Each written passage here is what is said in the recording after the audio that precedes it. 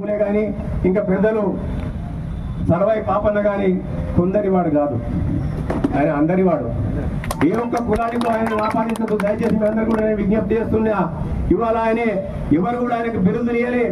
ప్రజలు అతన్ని మహాత్ముడు అన్నారు, గాంధీని బాపు అన్నారు. ఎందుకంటే ఈ దేశంలోని ప్రతి ఒక్క సబ్బండ వర్ణాలు స్వేచ్ఛ స్వాతంత్రంతో ఉండాలని చెప్పి ఆ రోజు బాపు గారు ఇలా స్వాతంత్ర పోరాటం అని చేసి ఇలా దేశానికి స్వతంత్రాన్ని ఆపాదించండి వాళ్ళ తీసుకొచ్చండి వాళ్ళ.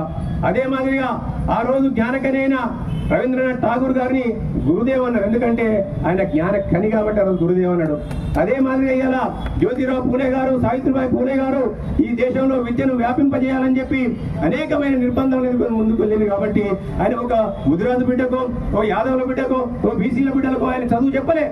ఎవరికైతే చదువు మీద ఇంట్రెస్ట్ ఉందో వాళ్ళందరినీ కూడా చదివించి ఇలా విద్య లేని వాడు వింత పశువు అని ఏదైతే ఒక నానుడు ఉందో ఆ విద్య లేని వాళ్ళని ఎవరిని కూడా అందరికీ విద్యను దూరం చేయకూడదు, అందరికీ విద్యను అందించాలని ఒక సదుద్దేశంతో ముందుకు వచ్చింది. కాబట్టి దయచేసి మహాత్మా జ్యోతిరావు పూలే గారు అందరి వాడు కొందరి వాడు కాదని చెప్పి మీ అందరు కూడా విజ్ఞప్తి చేస్తూ ఈ అవకాశం ఇచ్చిన